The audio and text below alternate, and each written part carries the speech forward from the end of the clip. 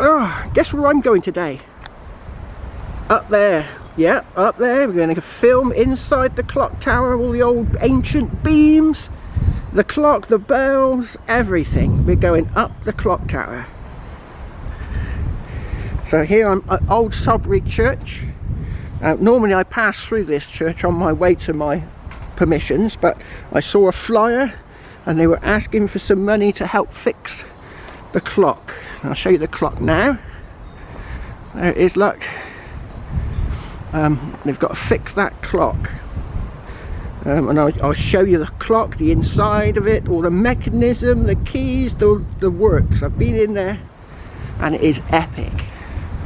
So yeah, we're gonna go into the church and we're gonna film going up the clock tower. This is for all my subscribers. Well, today you are going to have a lovely experience, and it's all in aid of fixing this clock. I will put a link in the description as to where you can donate money to help fix the clock. And we're going to go up the clock tower of a 13th century church. Well, probably not 13th century now, it's been renovated, but it's still pretty old. So we're going to go into the church.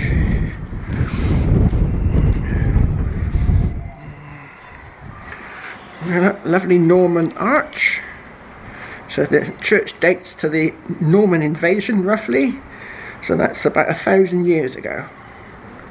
I'm going to go in and I'm going to go up here.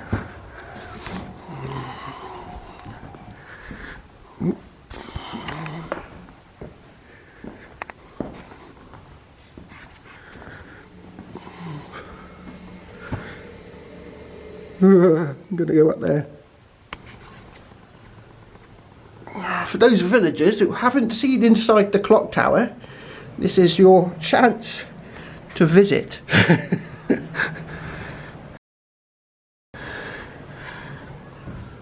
Ooh, the roof's way up there, look. Oh yeah, we've got another level to climb yet. If you were to come where I am now, you can look up into the main bell. Right. There are 3 bells. This one weighs just under a ton. And then the 2 small ones, this is what they call the tenor bell, the deep bell. Oh yeah. And it strikes the clock, strikes onto this one to make the chimes. There's the bell. And there are 2 small ones to the side, which used to ring the quarter hours and the half hours. uh-huh.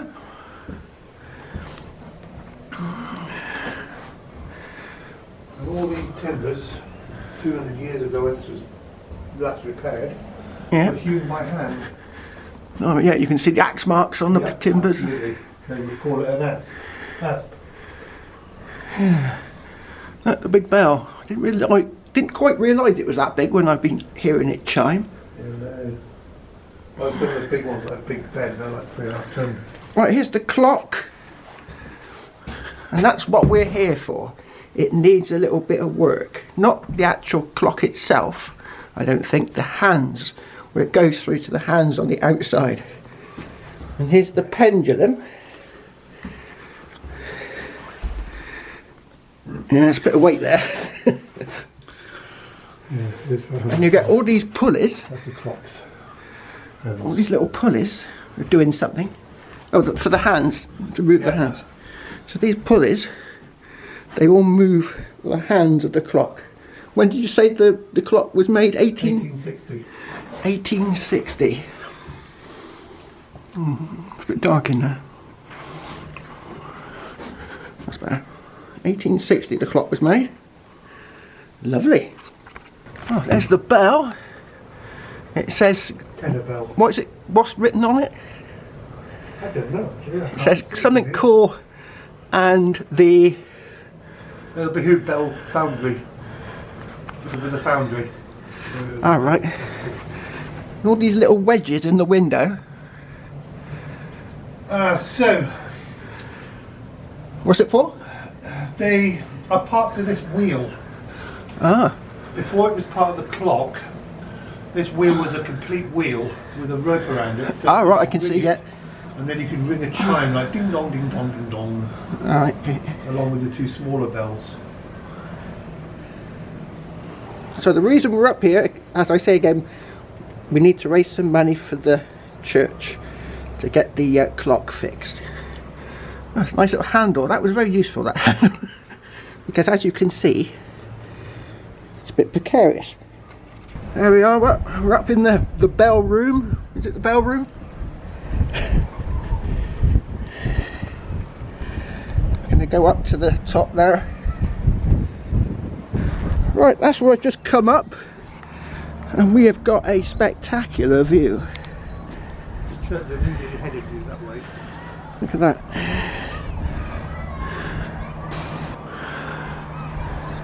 It's the school.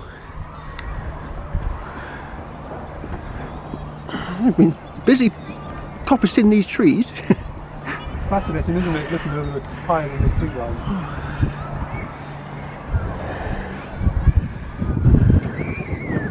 Don't get too near the edge. No, well, I'm quite used to it. I'm saying I'm actually inspecting the roof while I'm up here. Bit breezy up here, I'm afraid, but there's not much you can do about that.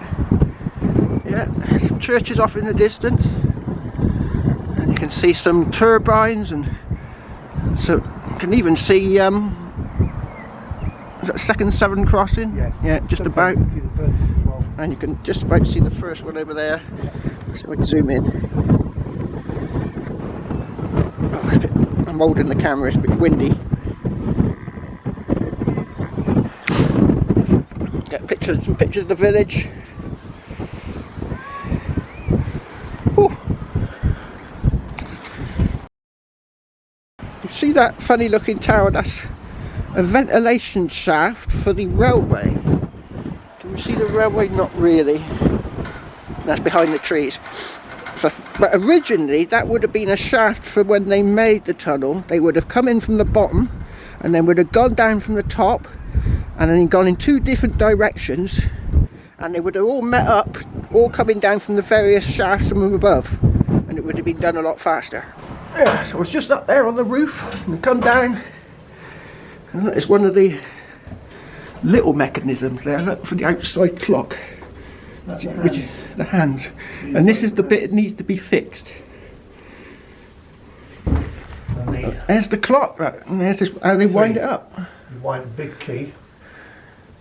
You have to wind them in a particular order. Oh, right. And here's the key. Oh, large key.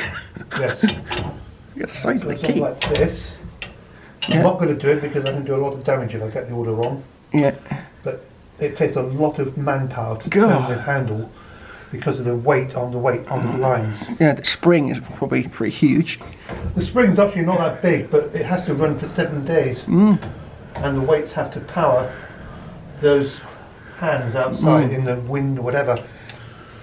So it's quite a sophisticated piece of engineering. That handle was made by one of the sons of one of our clock minders, and this is the original. Much more ornate, raw time, but it's got a smaller pivot arm, so it's a lot more work. Alright. And you've got to stand there with both hands on. Not so easy. So there you are. Yeah. Lovely jubbly. It's a lovely piece of mechanism. It is. Weights. These are lines for weights, and they go all the way down, right down there, long way down, and if the weights break, they hit sand. And here, there's a couple of the weights, old ones. Right, so that's where I just come from, up there, and it's all locked up. It's Fort Knox, he said, Fort Knox. And here's one of the fonts. It's not the original, because I found a picture of the original online, which I'll put up now. And down here is what do you call it? It's the nave, isn't it? This is, Yes. yeah, the nave.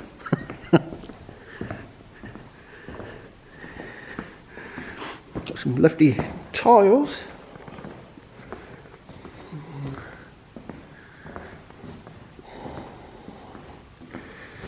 Nice bit of carving up there. Lovely stained glass window. I used to know someone that did stained glass windows. a lot of work.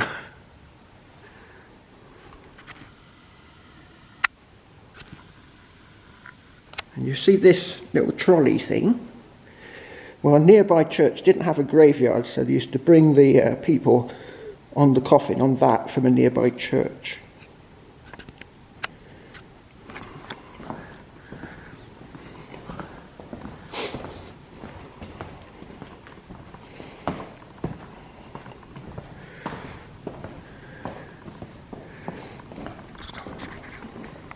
Oh, little children's area, look. And apparently this is extremely rare. It's the effigy of somebody who died here a long time ago. I can't quite see it, but it's holding a shield over there. Yeah, I'd say that was medieval, looking at the way the clothing comes down to that level. But yeah, it's extremely rare. Made of wood. Well, yeah, wood. Made of wood. And this one over here has got a shield.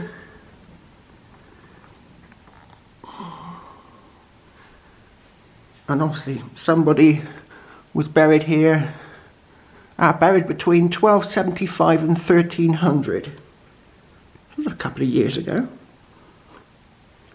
And they're not sure about the wooden one. But that's pretty old, pretty old. It would have to have been inside somewhere, because otherwise if it had been outside it would have rotted. That's where I just was. Right up there. Ooh, makes me feel dizzy thinking about it. It looks like the tower's rocking. So like I said, we need to raise some money to help fix the clock. So I'm going to put a link in the description about where you can donate. It's all set up, it's a Just Giving page, and we're going to see if we can raise the money to fix the clock. Get it chiming again would be nice, wouldn't it? Right, I'm off. Cheers!